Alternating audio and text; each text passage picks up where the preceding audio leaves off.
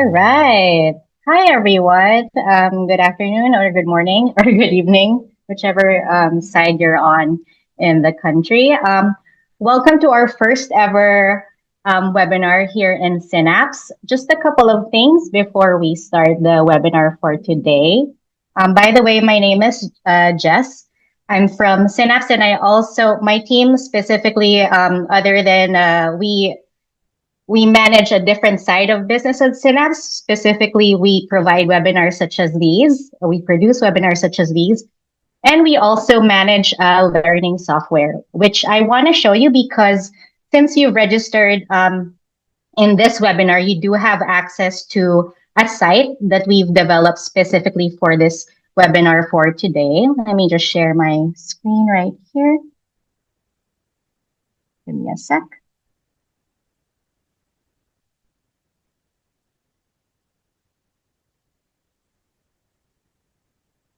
All right. I'm going to share it right over here. So if you registered, you would have gotten a link to this site over here. This is our in-house LMS and software.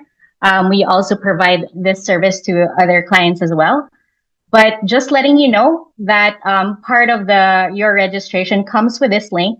So if you want to learn more about the webinar itself, other than today, we do have this welcome site over here, the details, which is the recording itself. We also put in some activities or practice activities so that after you've learned about G2211, you can practice yourself. And it's a little bit of like an e-learning content that we've put in. The resources that Lourdes, our speaker for today, will share is also added here, and the links that she has provided for today's webinar. So we will send this link to you as well afterwards, after the session. So you have access to this, and you would have access to this whole site for around 6 months. So that's enough time, hopefully, for you to navigate through the site. All right, I'm just going to move forward then. Just a couple of house rules. Keep your mics on mute. We have about like 45 minutes. The session should take around 30, but let's keep our mics on mute so that things will run on smoothly. If you accidentally put your mics on unmute, I will have to mute the mics for you.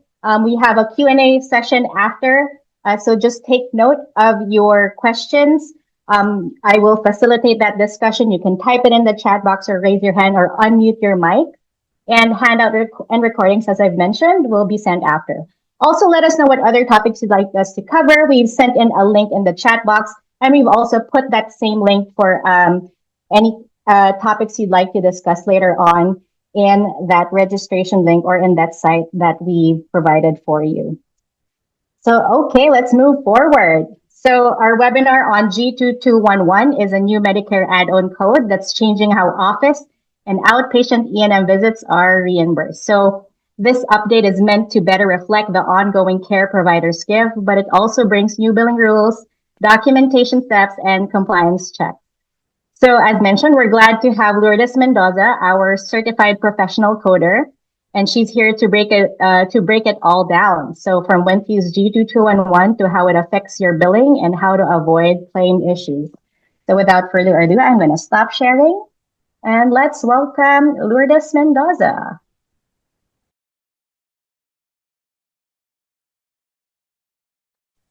Hi, everyone.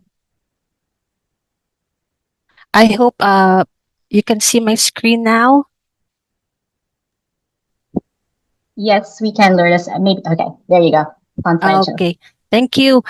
Thank you, Jess. So, yes, today's webinar presentation is about understanding the outpatient E&M visit complexity add-on code G2211. So this code plays a vital role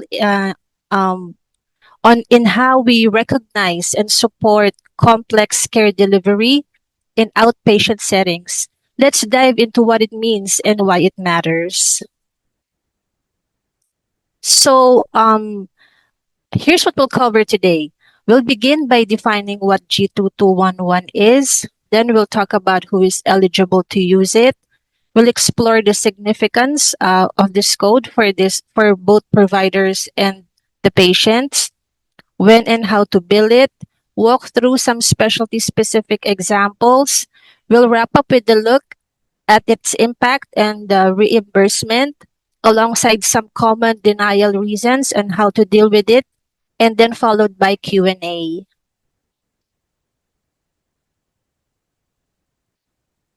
So, what is G2211?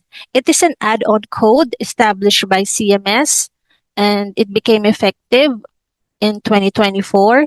It is designed to reflect the additional complexity often involved in E&M services.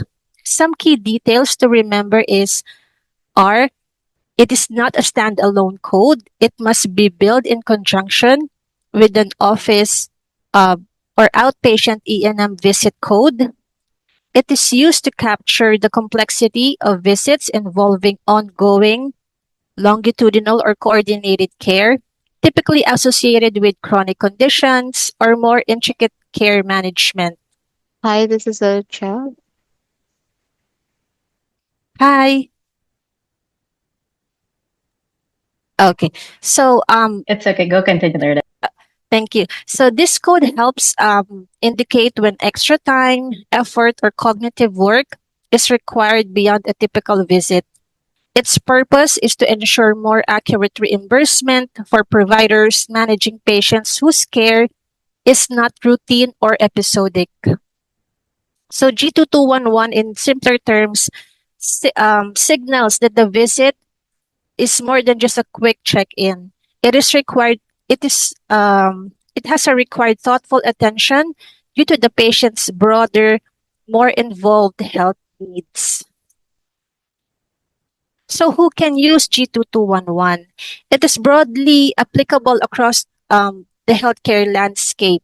It can be used by any provider who bills Medicare for outpatient or office-based E&M services. Eligible providers include the outpatient departments of the hospitals, physicians like primary care physicians, specialists, subspecialists, um, Medicare creden- also Medicare credentialed nurse practitioners, physician assistants, CNS, and the applicable CPT codes includes for the new patients, we have the 99202 to 99205. And for the established patients, we have the 99212 to 99215. What's particularly important is that this code is not specialty specific. Whether you're a cardiologist, endocrinologist, psychiatrist, or a general internist, if you're managing a patient's care in an ongoing, complex, or focal way, you may qualify to bill G2211. Why G221 matters? It is basically a billing code that helps doctors get credit for all the extra work they do behind the scenes. It is not just about the time spent during your appointment, it also covers the brain power and effort that go into managing your care over time. Doctors often have to think through your history, coordinate with the other providers, and keep up with their ongoing needs. This code acknowledges that this kind of long-term relationship and complex thinking takes effort. In short, it supports better care and communication between you and your doctor. It helps make sure that they're recognized for that extra effort. So when to build G2211? Appropriate scenarios include um, it should be built alongside an office or an outpatient E&M visit, like I said earlier. And when the care reflects added complexity or continuity, it is especially appropriate in cases like chronic care management, caring for uh, diabetes, heart failure, depression, hypertension, asthma, or for serious or ongoing health issues that require regular monitoring or adjustment. Medication management, especially when multiple prescriptions or high risk medications are involved. Care coordination between specialists, therapists, or other providers. follow-up care after hospitalization, procedure, or test results that require clinical judgment. One thing to remember, G2211 is not intended for routine, one-time, or episodic events, such as a simple cold or an isolated blood pressure check. It is best to reflect longitudinal relationship-based care when the provider is actively managing the patient's broader health over time. The decision to build G2211 should be based on the complexity of the visit and the cognitive effort involved, even if that effort is not directly visible during that appointment. So I have here some specialty specific examples on how we can apply this HCPCS code G2211. For primary care, think of a patient juggling diabetes, hypertension, asthma, maybe some other stuff too. You're not just checking boxes. You're constantly managing meds, reviewing labs, and looping in specialists to keep everything on track. For cardiology, you've got a heart failure patient who needs close ongoing management. That means reviewing a pile of tests, fine-tuning meds, and making sure follow-up care if actually happens. It's a lot more than just what happens during the visit. For endocrinology, you're managing a patient with a tough to control diabetes, constantly adjusting insulin, coaching on lifestyle changes, and keeping in tabs on how they're doing. Plus, you're syncing in with the dietitians and primary care to keep everything aligned. For oncology, you're in it for a long haul for a cancer patient, monitoring labs and scans, tweaking treatment plans, and coordinating with the whole care team. A ton of critical work happens outside the visit itself. For gastroenterology, you're tracking patients through ups and downs, managing flares, dealing with med side effects, and keeping an eye for cancer risk. There's a lot of back and forth with rheuma, nutrition, oncology. For liver patients, you're following labs, fibrosis scores, maybe even working with the transplant centers or hepatology. For psychiatry, it's a long haul with uh, patients with severe depression and anxiety, constant reassuring how they're doing, adjusting meds, fine tuning therapy. It's not one and done, it's steady, thoughtful care over time. So, one of the updates for G2211 is G2211 and Modifier 25. Prior to this year, we cannot build G2211 with Modifier 25 on the same visit. But currently, we can now build it with some exceptions, like if they have some preventative visits, wellness visits, immunizations, things like that. We can now already build G2211 with Modifier 25. But please take note, we have to make sure that our notes clearly explain why G2211 applies. Think like things like ongoing care, chronic conditions, or extra coordination. And let's keep the chart clean and audit ready in case anyone takes a closer look later.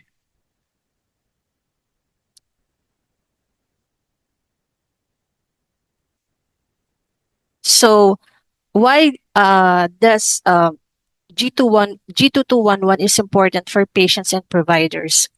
This is about supporting the kind of care clinicians provide, long-term, proactive relationships that improve outcomes and build real trust with patients. Provider sustainability. Let's be honest, a lot of important work doesn't get billed. This helps recognize that effort, brings in some financial support, and hopefully eases the burnout a bit so practices can keep going strong. And this is the future of medicine. It's all in line with value-based care, keeping patients out of the ER, avoiding repeat testing, and making the whole system work a little smarter. I have provided also, I named it Practice A. This practice has 6 providers, and currently they've received $43,763.38 since they've been using G2211 since last year. And their average reimbursement is at around $17.21 for this procedure. While practice B, it has 8 to 10 providers. Um, they've also received a total payments for this code for $45,200.10. They've been using this code since last year as well, and their average reimbursement is at $15.48. On these 2 practices, we can see that Medicare is the consistently ranked #1 payer for both practice, but it is evident that some of the payers also does pay for G2211. And some of those common payers include Anthem BCBS, Blue Shield, UHC, and AARP. So here are uh, also I provided some common denials that we've been encountering in G2211. So #1 of which is lacks medical necessity. So basically, the note didn't spell out why the visit was complex, even if it actually was.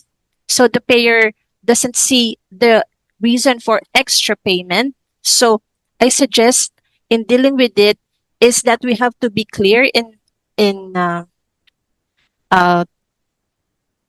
noting on our doctor's notes that we're managing an ongoing stuff, not just a quick check-in. We can drop in lines some like quote patient under long-term management for multiple chronic conditions with medicine adjustments and coordination involved, unquote. And if it got denied already, we can appeal with a short note. We can try to appeal with a short note saying that this wasn't a one and done visit. It was part of a bigger care plan. And we can also remind them that G2211 is meant for this kind of thing. Second, most common denial is not separately reimbursed. So what's going on is the payers like, we don't want to pay extra for that. So some commercial plans just won't allow it yet or bundle it into the E&M code. So for this one, we can try to flag which plans or payers are doing this. I suggest that for now, we don't bother submitting G2211 to them unless they've confirmed they will pay for this already. And on some EHR that can handle it, build a rule to only suggest G2211 for the payers who allows it already. If it got denied, excuse me, we can try to appeal, but honestly, it's usually a payer policy thing, not a documentation issue.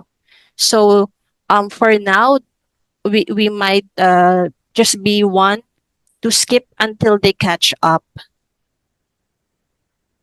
Third common denial is invalid code. So basically, their system is behind and doesn't recognize the code yet, and these are common with smaller or slow updating plans or payers. So we can try to deal with them by having our billing team reach out and ask if they've updated their code list yet for this new HCPCS code, or we can try to resubmit manually or wait until their system accepts it. Or maybe if it got denied already, we can send a CMS documentation that shows G2211 is already a valid code since January 1, 2024. These are my references for this webinar. Jess told earlier that this will be included on the link that will be showing. We will be sending you guys after the webinar. Thank you. All right. Thanks, Lourdes. Okay, we will now open up this time for any Q&A. We're also going to welcome Celeste. She's a certified outpatient coder to be joining Lourdes in this Q&A section. So for anyone who has questions with regard to the topic for today, you can just type it in the chat box or unmute your mic or raise your hand if you have any questions, and then we'll start from there.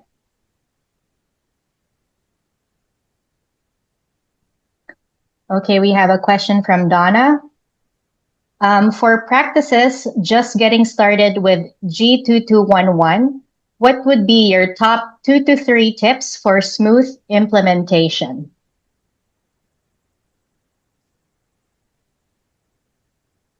Thank you for that question, Donna. So I suggest that first we need to educate the providers on how they will be using it, when it is most appropriate, then monitor how often it is being used and flag or anything that looks off when they're billing it, and probably also set a cheat sheet on how to avoid denials, on how to better use it, and probably if their EHR would allow it, set rules onto their EHR on how to better avoid denials right out of the gate.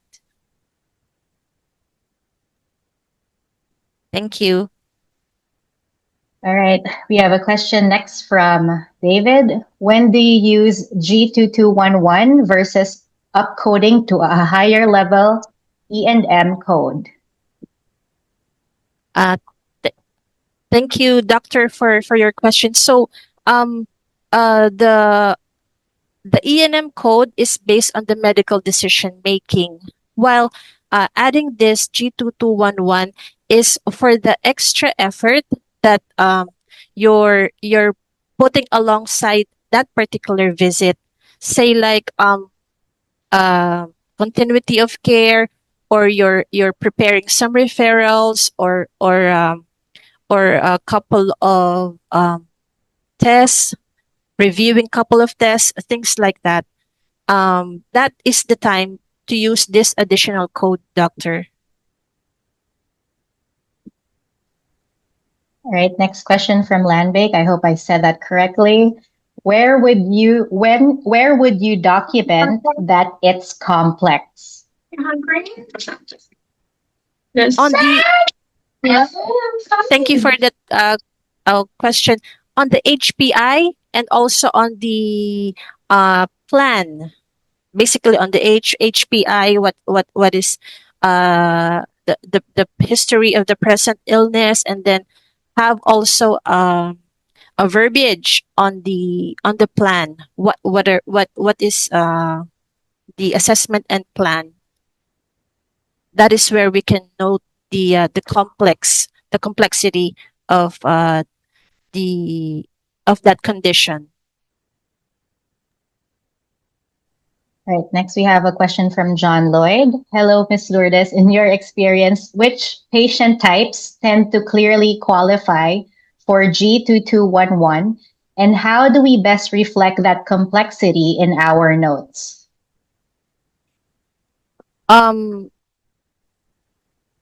Patient types include multiple chronic conditions with ongoing management. That is one.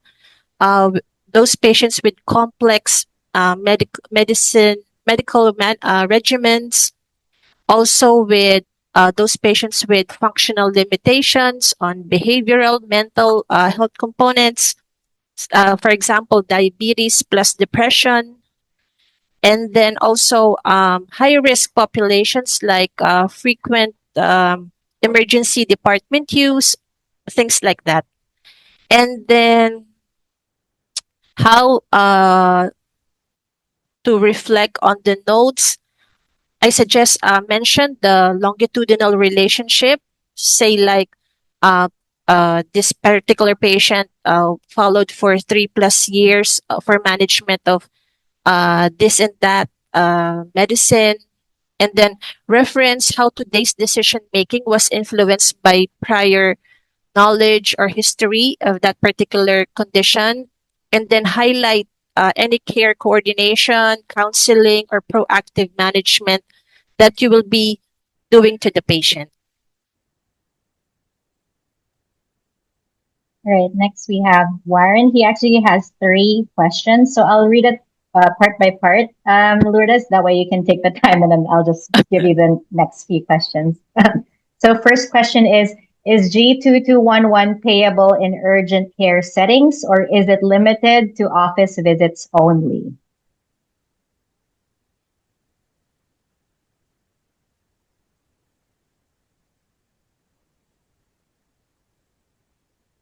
Urgent care settings would mean the visit was emerging, emergent, an emergency.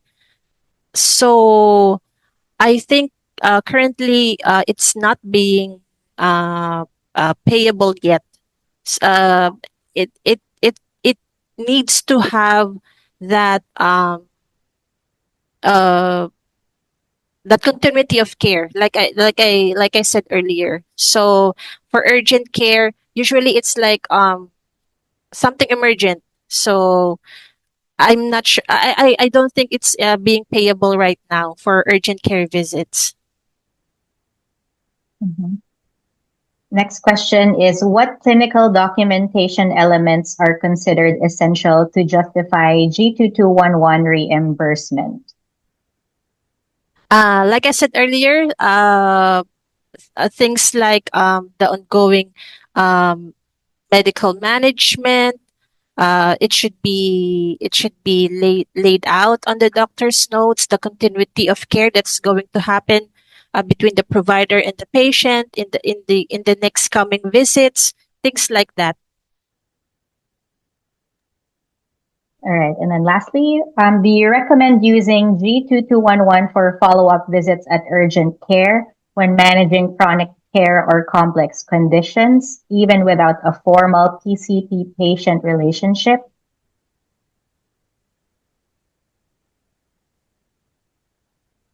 Um, if that's the case, how that is not we cannot establish the longitudinal relationship in there since it's an urgent care. So I would suggest not. Got it. All right. Any other questions for today?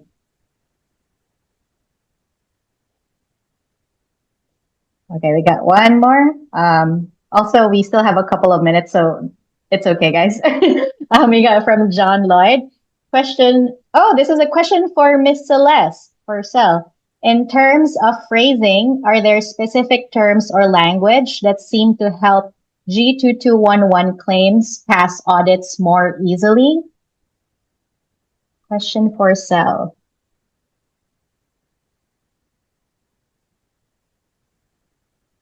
You need to unmute your Yeah. mic, Cell. There we go. Yes. Thank you for that question, John Lloyd. Yes. There are. We have to look for the proof of ongoing complex or complex care. So the language should be included, establish longitudinal relationship. Also, the chronic condition management.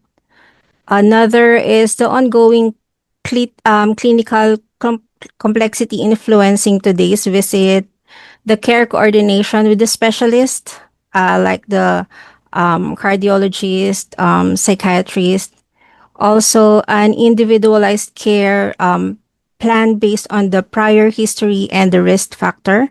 So it doesn't need to be fancy, just clear that isn't just a routine visit or a simple visit. Thank you. All right, thanks, Sal. Next question we have from Warren. I think Lourdes, Sal, you guys decide which if you want to take this. Um, Is G2211 limited? I assume this is limited to PCP only. No. I showed a slide earlier that it can be used by specialists. So specialists, subspecialists. So the answer is no. All right. Question from Stacy. Can you use this code if you reviewed medical records either during or prior to a visit? Thank you, Stacy, for the question. Yes, because I know doctors would often go back to the history of the patient. So just have a verbiage on the HPI that there was a thorough review of the previous history of that patient, and I think that would support on why we're going to add this particular G2211 code onto that visit.